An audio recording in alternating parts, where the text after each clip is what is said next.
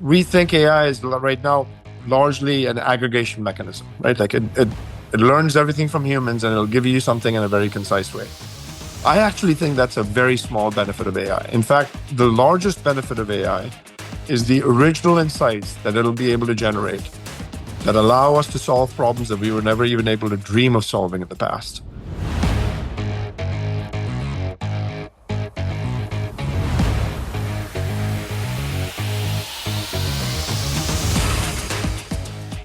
Good morning, good afternoon, or good evening, depending on where you're listening. Welcome back to AI and the Future of Work. I'm your host, Dan Turchin, CEO of PeopleRain, the AI platform for IT and HR employee service. Our community is growing. We eclipsed 1 million listeners. And if you are not yet subscribed to our weekly newsletter, why aren't you? We include some tips and tricks that aren't always discussed in the main episode. We will provide a link to subscribe in the show notes, of course. We are all in this together. If you enjoyed today's conversation or any other, pay it forward, share it with just one friend. That's all we ask. They'll know you care about using AI to make humans better. And if someone you know shared this with you, tell them thanks. If you leave a comment, I may share it in an upcoming episode like this one from Todd in Detroit, who's the CIO of a logistics company. His favorite episode is that great conversation with Joel Eagle, an IT exec at McDonald's, about how AI helps serve 70 million meals every day. We learn from AI thought leaders weekly. And of course, the added bonus, you get one fun fact. Here it is for this week. Billy Perigo writes in Time that Facebook's ethical outsourcing partner quit content moderation work after its contract was terminated. He says Facebook's largest content moderation provider in Africa announced that it will be discontinuing its work due to low pay, trauma, and alleged union busting at its Nairobi office. The company was awarded a $3.9 million contract by Meta in 2022 for content moderation. It sued Meta, subsequently claiming multiple violations of the Kenyan constitution. An attorney for Sama company said many recent global crises were fueled by social media in places where Meta and other social firms run moderation on the cheap. We won't solve the online safety debate until the underlying moderation problem is solved. Of course, we'll share a link to the full article, my commentary. We must remember every for-profit company is motivated by one objective, increasing shareholder value. As we all know, if you're not paying, as is the case with most social media apps, you are the product. Companies like Meta, Google, and TikTok, parent ByteDance, will do with your personal data whatever's required to increase clicks, time spent scrolling, and revenue per impression. Caught in the crossfire is the mental health and well-being of every subscriber. But as noted in today's article, also every content moderator exposed to some of the filthy content that thankfully doesn't hit your feed. It's fair to assume every ad-supported tech company started with good intentions to democratize access to unbiased crowdsourced content. Then over time, those good intentions came into conflict with revenue targets. We've seen governments and companies like Google compromise their own integrity by partnering with organizations accused of using AI to exert lethal harm. Companies including Palantir. It should come as no surprise that content moderation is also used as a human shield, protecting brand equity until it poses a threat to profit margins. You're the product. Vote with your eyeballs. Take responsibility for understanding how content entered your feed, including maybe even the associated human cost. Now, of course, we'll shift to a very important related conversation with today's guest. Jeetu Patel is Cisco's president and chief product officer. I've so been looking forward to this conversation. Before, he was Cisco's executive vice president and general manager of security and collaboration. And before Cisco, in 2020, Jeetu was the chief product officer and chief strategy officer at Box, where he transformed the company from a single application to a multi-product platform used by over 100,000 customers. Frequent listeners know all about Box from conversations with great previous guests like Ben Kuss, CTO of Box, and of course, Ravi Malik, the great CIO of Box. Before joining Box, Jeetu is the general manager and chief executive of Simplicity after it was acquired by EMC. He was also president of DocuLabs, a research and advisory firm co-owned by Forrester. Currently serves on the board of JLL, Jones Lang LaSalle, the real estate services company. He holds a BS in Information Decision Sciences from the University of Illinois, Go Fighting Illini. And without further ado, Jeetu, it is my pleasure to welcome you to AI and the Future of Work. Let's get started by having you share a bit more about that illustrious past and how you get into space. Dan, thank you for having me on the show. That is probably the longest bio that takes me back memory lane. So I appreciate you giving my background so graciously. So I got a little bit of prep from friends of yours at Cisco, like John Chambers and Kelly Jones. But what I haven't heard is your backstory. What's the through line, Jeetu, throughout your career leading up to Cisco? My background was anything but predictable. And by the way, Kelly Jones, great friend, great colleague. And so I don't know John well because I came here after John. So, but I'm sure we know of each other.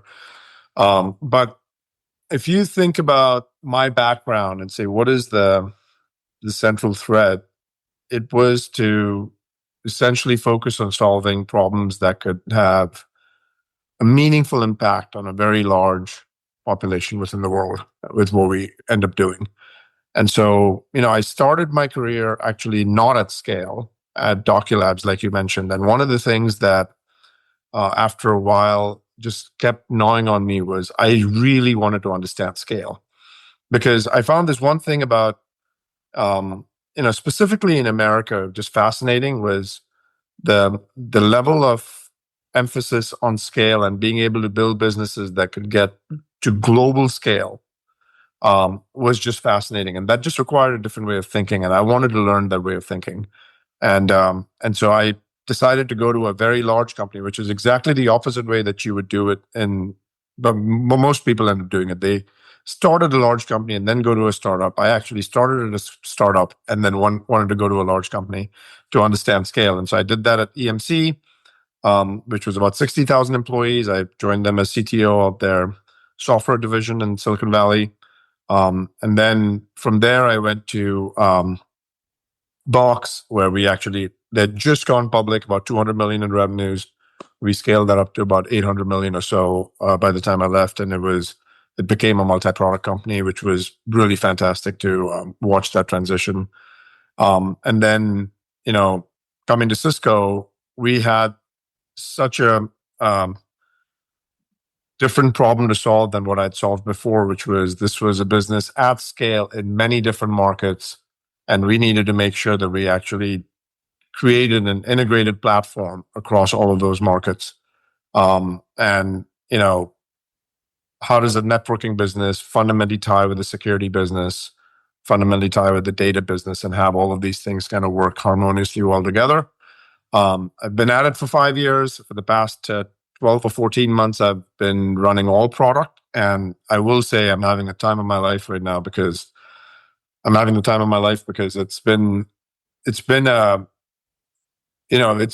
is the largest company I've worked at, but it's also the fastest I've ever moved. And those things are counterintuitive because typically with scale comes a level of deceleration and speed. And over here, what we found is that is not the case. And we're actually moving at the fastest pace. And I think a lot of that has to do with how AI is changing the way that, companies and teams operate. But it's been a blast so far. I know one thing for certain, that when you joined Cisco in 2020, you couldn't possibly have anticipated what these past 5 years would be like. What has surprised you most, both from the perspective of Cisco, but also just globally? People always say, well, what's it like working at a big company? What's it like working at a small company? What I found most surprising is big or small, most people want to come in wanting to do great work. Like, I don't think that's that different between a big company and a small company. And what is missing oftentimes in companies of any size is a clarity of where you want to go as your true north, and then making sure that you can align everyone to go there. And the biggest kind of cultural shift we made at Cisco that I'm most proud of is we used to be a company that was very good at acquisitions, and we would always acquire a lot of companies. And whenever someone would say, "Oh, Jeetu, this seems like this is our new priority for a market we need to go out and prosecute. What are we going to buy next?" And I always felt slightly uncomfortable when people would ask that question, because I never think that buying a company should be the central part of your strategy. Building your way into excellence should be the central part of your strategy. And now, 5 years later, I'm really proud to report that when we have those kind of questions, most people ask, "Hey, what are we going to build next?" And if you find um, a company that's going to accelerate your strategy by being acquired, we are not going to be shy to deploy our balance sheet. But that does not become the central part of the strategy. The central part of the strategy is we want to be very clear on the markets we serve. We want to be very clear on the products we build. And we want to be very clear on the kind of values that we want to make sure that show up in our products that we build. And if part of that requires that we actually acquire a company, we will be happy to do that. But that is not the central part of the strategy. That, I think, was the pace at which we changed that culturally, internally, was actually surprising to me. I thought it would take longer, and it didn't take that long. And in fact, people were excited about it. And what we've also done is at the same time gotten better at not only integrating and buying companies, but those companies that we buy, the CEOs of those companies have now taken on larger charters rather than just the domain that they sold.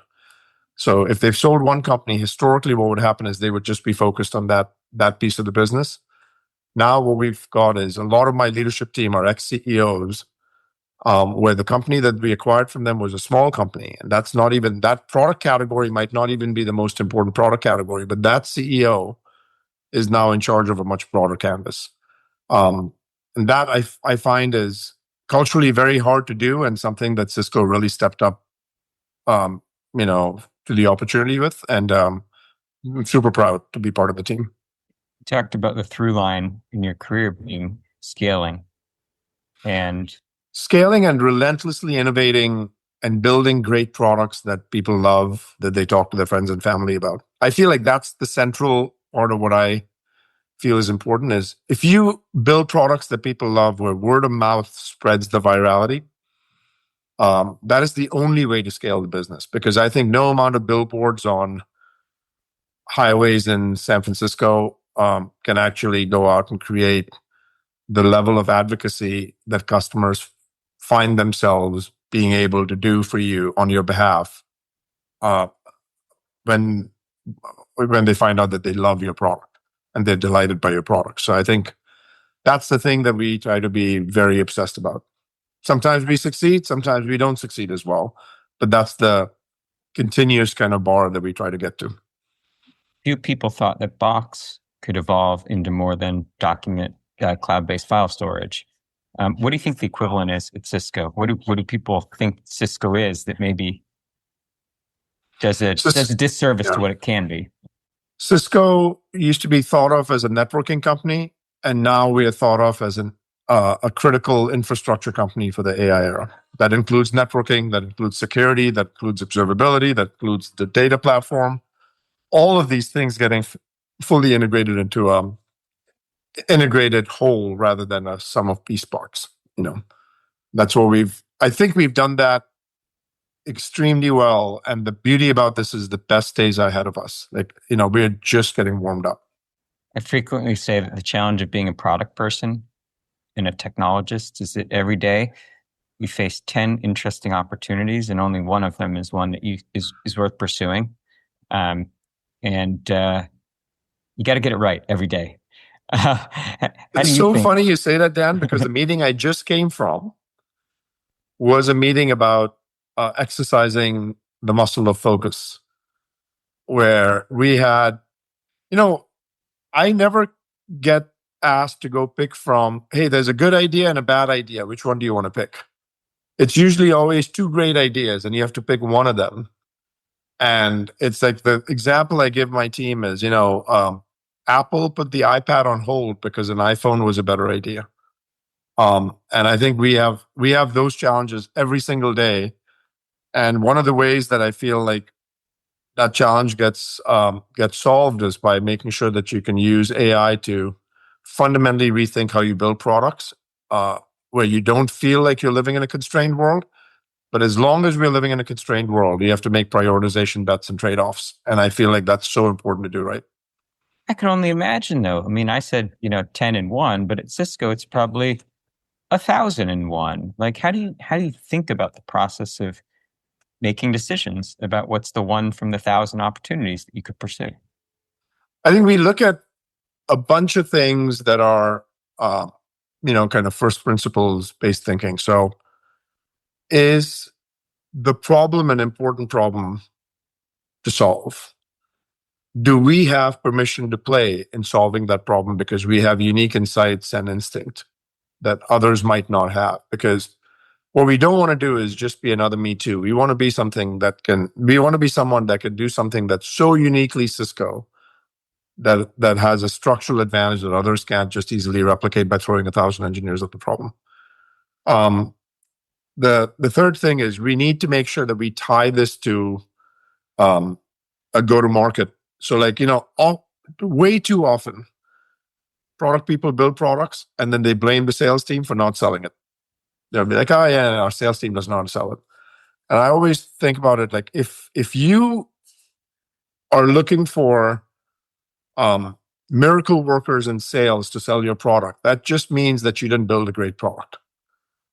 If you built a great product, like I had this mentor who told me, Jeetu, imagine you actually had a product that you built that cured cancer and you sold it in the Himalayas every third Tuesday of the month from 2:30 to 4:30 p.m.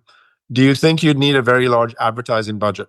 No, because the word of mouth would spread and people would have a line out the door to buy your product. Why? Because you're curing cancer, right? And so we have to make sure that we're in the business of selling painkillers, not vitamins, things that are must-haves, not nice-to-haves. And if we can do that right on a repeated basis, that requires that we actually have not just the right product, but also the right distribution and the right permission to play, because our brand has to afford us the credence to be able to enter into a market. And people need to, without doing too many mental gymnastics, know that, yeah, this would be something that makes sense on why Cisco would give to me. But there are other things that, if we had to open up a lemonade stand, there's no unique expertise that we bring to building a lemonade stand. And so now it's like, that's not something that Cisco is magical at doing.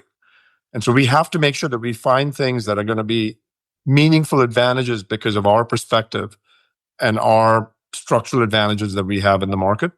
And we constantly deliberate that. Like one of the meetings I was in right now, the product idea is an amazing one, but we don't have a good go-to-market distribution identified. We're like, do we want to actually do that? And it was a very tough conversation. And there were very passionate people on the product side that wanted to continue that, down that path. And I went back to them. I'm like, this doesn't make sense unless you can come back to me and show me what the synergy with our route to market is. Because otherwise, we don't have permission to play here.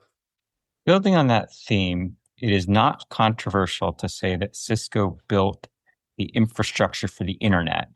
It is, however, controversial, or at least a topic worth discussing, that Cisco is not the incumbent when it comes to building the infrastructure for AI.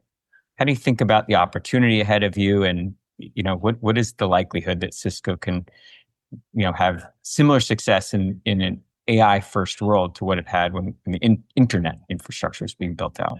Absolutely. And by the way, this is a very interesting point, which is we were central to the internet movement.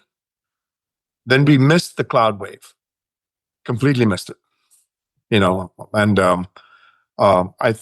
and then now when you look at the AI movement, we are actually squarely in the middle of it. Because if you think about AI, what are the core constraints in AI? Like, let's assume for a moment that we're in the second major phase in AI. So the first phase is you were in this world where I'm talking post, generative AI. You had these chatbots that intelligently answered questions for us, and it felt like magic. And we are now squarely in the second phase, where agents are going to conduct tasks and jobs for us almost fully autonomously. And you're moving from this world of individual productivity to automating workflows for business processes within companies. As you make the shift, the question that we have to ask ourselves is, what are the constraints? What are the impediments that actually might not have AI reach its full potential? And we think there are three. There's a massive infrastructure constraint. There's just not enough power, compute, and network bandwidth in the world to satiate the needs for AI. That's number one. Number two, there's a massive trust deficit. People don't trust these systems sometimes, so they don't want to use something they don't trust. And so you have to fundamentally start to think about securing AI itself, so that people can feel like, oh, if I'm using something with AI, it's not going to actually put me in harm's way. And then the third area is a data gap. And a data gap being, every company thinks that their data is their moat, but most companies don't know how to harness that data in the right way to extract the full potential from AI. So in each one of those areas, it turns out Cisco is squarely embedded. So look at the first one, infrastructure constraint. We provide low latency, high performance, energy efficient network infrastructure, compute infrastructure, and optics and optical systems that can really allow both on the back end and front end for training and inference, companies to go out and actually build scalable architectures for their data centers. And so that's a pretty important kind of dynamic that we've actually focused extensively on. And last fiscal year, which just ended in July, we decided to report to the market like, hey, we think we're going to do $1 billion in AI revenues for data centers. And what we found out was that we actually did twice that amount, more than twice that amount. And so there's billions of dollars now starting to come our way as a result of this. And we serve hyperscalers and neo clouds and service providers and the enterprise on that front. So that's the first one on this notion of building out infrastructure. The second area is in security. We not only are one of the largest networking companies in the world, we're also one of the largest security companies in the world. And if you think about how you fundamentally change the infrastructure and security, we want to make sure that we can secure AI itself so that these models, which are unpredictable, they're non-deterministic in nature, how do you make sure that you have full visibility on what data is going into the models? You can validate the models to ascertain whether or not they're behaving the way that you want them to behave. And when they don't, you can put runtime enforcement of guardrails so that not every person building an application on AI has to worry about building a security stack. They should just think of us as providing that capability so they can innovate fearlessly. And so that's the second big area, is kind of, bridging the trust gap. And then the third one, with 55% of the data growth is happening from machine data. And right now there's no tooling in place. There's no kind of effective mechanism to have machine data be married with human generated data, which is what most of the models are trained on right now, so that you can have better outcomes for the business, because you've been able to take time series data and tie it to human generated data that these models are trained on, that's publicly available on the internet for free. And so those three areas, in my mind, we happen to have at scale products and technologies that are very defensible, that happen to just be extremely important in this big phase of AI that we're in right now. So time will tell, but you can see the growth in our business over the course of the past year. You can see the growth in how the market has valued us, being very parallel and congruent to what we are seeing as an opportunity in the market. Each of those is really the topic for a very important separate discussion. Because you're here on AI and the future of work, I'm going to unpack the second topic, and that's trust. What is your message to all of the employees at companies using Cisco equipment, infrastructure, software, services, etc., that is intended to build trust in AI when they walk into their place of work these days and they're not sure if they have a job, if they have a career. They're not sure if they're at work to train the bot that will replace them. There's a lot of valid anxiety, aside from the fact of whether or not we should trust the outputs of AI. How do you think about kind of the responsibility at the scope and scale of what Cisco does to address just some of those very, very credible apprehensions that employees have? They're definitely very credible fears, but the way to overcome the fear is actually very different from what our base instinct might tell us. Let me actually start with this, which is, when you start thinking about this, I'm worried that AI is going to take my job. The reality is you have to make sure in a massive seismic platform shift like the one that we are seeing with AI right now, you never want to be caught fighting a megatrend. You want to make sure that you use it as a tailwind, right? And so the way I see it is AI is not going to take your job, but I guarantee you someone that uses AI better than you will, and so you have to get extremely dexterous with the use of AI or you will be irrelevant in the future. And I think most people approach this exactly the opposite way. Like, AI is going to take my job. And so therefore, I'm not going to use AI and resist using AI. And in fact, what I would do is I would lean in completely. So and by the way, you're seeing this today. There is more of a shortage today for people that are dexterous with AI than there has ever been in the past. And those people are making money hand over fist. Those people have a demand signal for their skills that is very different today than it was a year ago, for the positive, in the sense that there's more of a shortage of those skills that they can actually, that they're more in demand. On the other hand, every job that currently exists will get reconfigured in some way, shape, or form. But if we are afraid of the reconfiguration, and as a result, we stall our learning and really don't acquire instinct on how the next wave of AI is going to be, I think we're just hurting ourselves and our companies. So my strong advice to anyone is,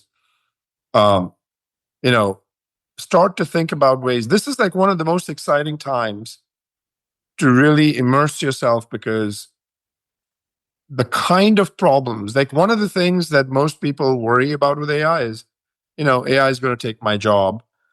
But and we think AI is right now largely an aggregation mechanism, right? Like it learns everything from humans and it'll give you something in a very concise way.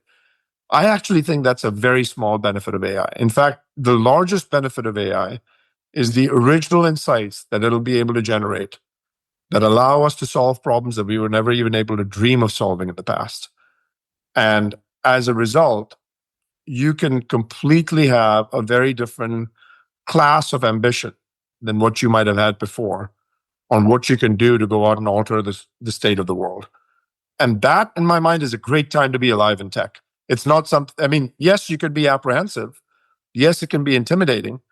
But I would rather that people focus their time on like what could be done that otherwise wouldn't be done before. And I actually completely reject the notion that humans have no value to add. We're going to be staring out at the ocean and, all the jobs are going to be done with AI.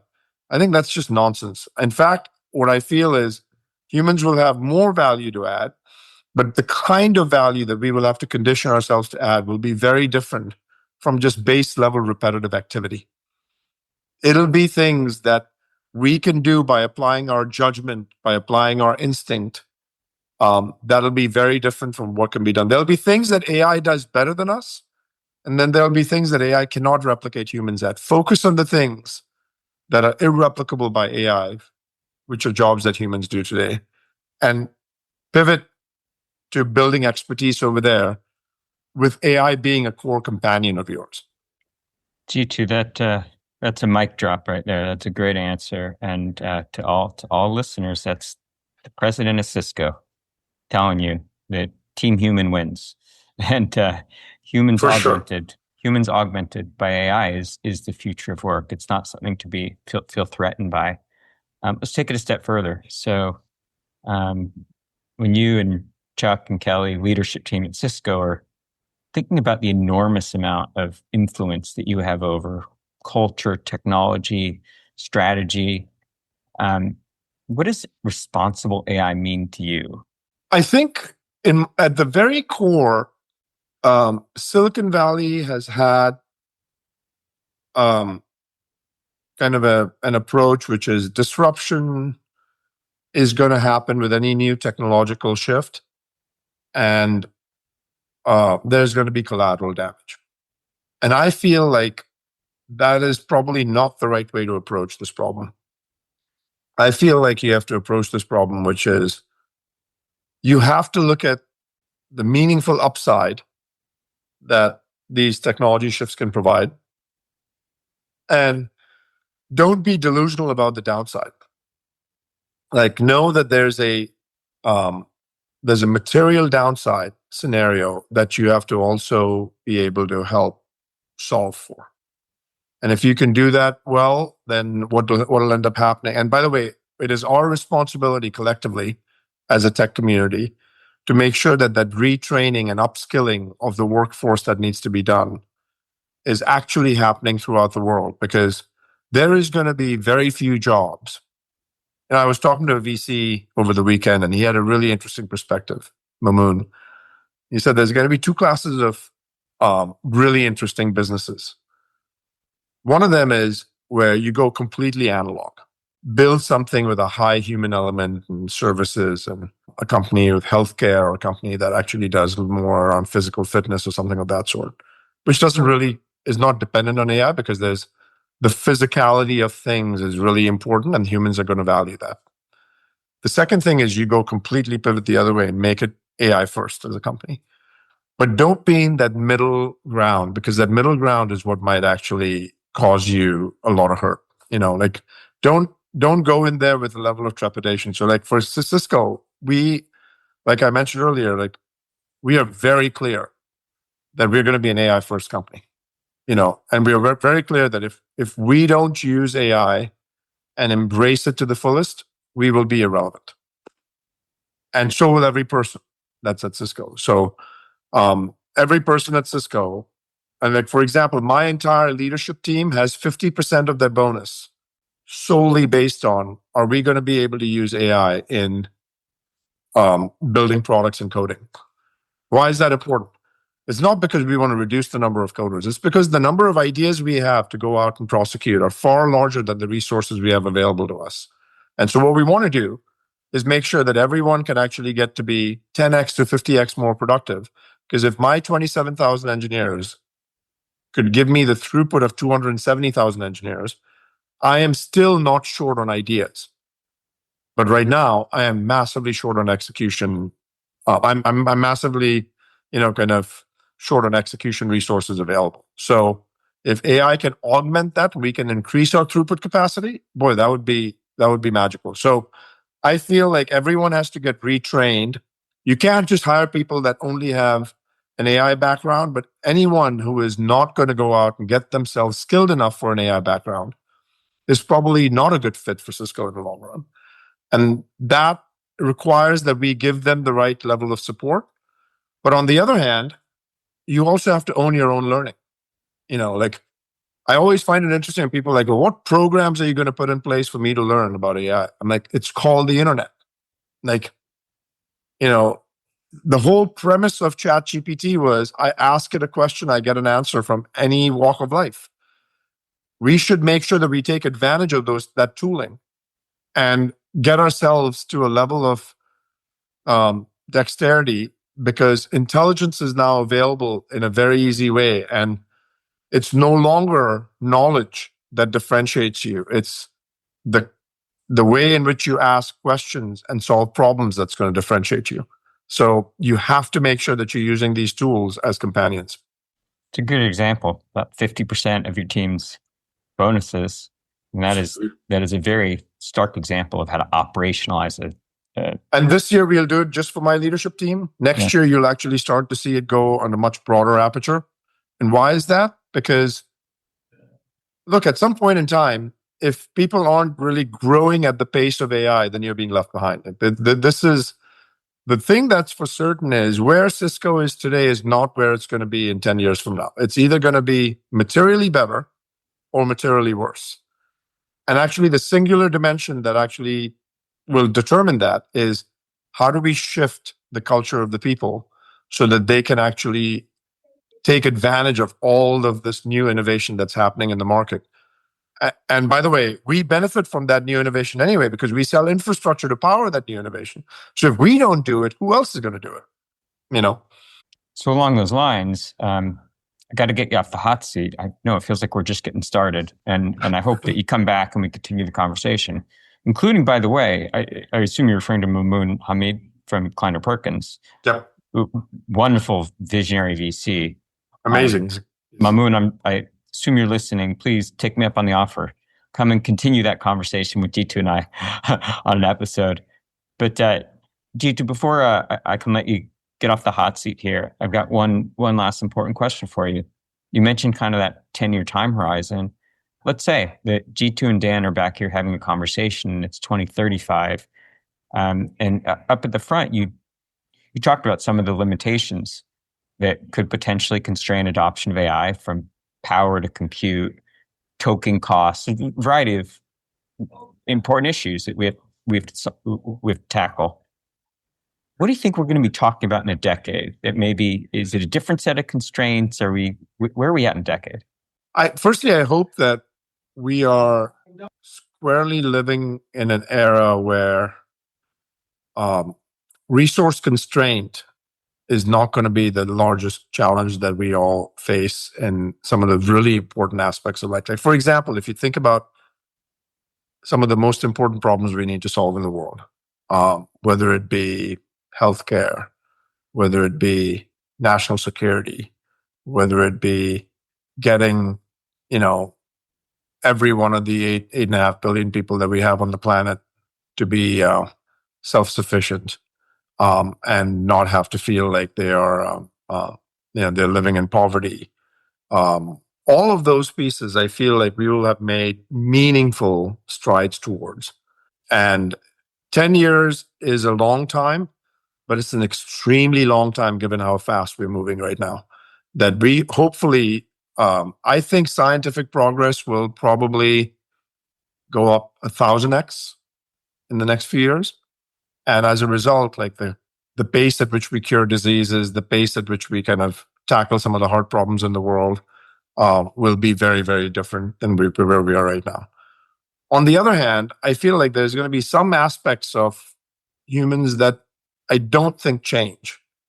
We're still going to be looking for connection with each other.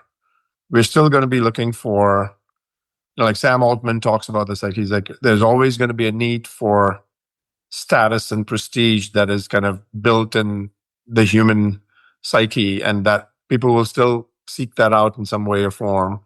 There'll still be a need for fulfillment and creativity with the body of work that you contribute to society.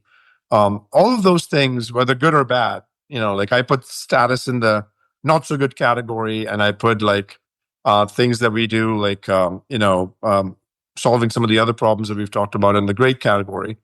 But regardless of that, that's who we are as humans. Like those things are going to continue, and we will have things that radically change, and we have underestimated some dimensions of AI and we have overestimated some dimensions. Let me just leave with this.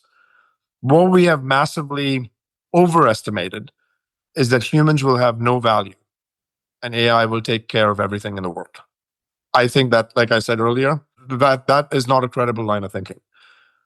On the other end, what we have grossly underestimated is how fundamentally original insights generated from AI will be able to help us solve a class of problems that we don't even have an idea that we can solve. There are going to be a class of problems that we didn't even think were worth investing your cycles in because they weren't solvable. And the definition of solvable problems will be completely different in the next decade. And I think that, in my mind, is a very exciting way to, it's a very exciting time to be alive in tech.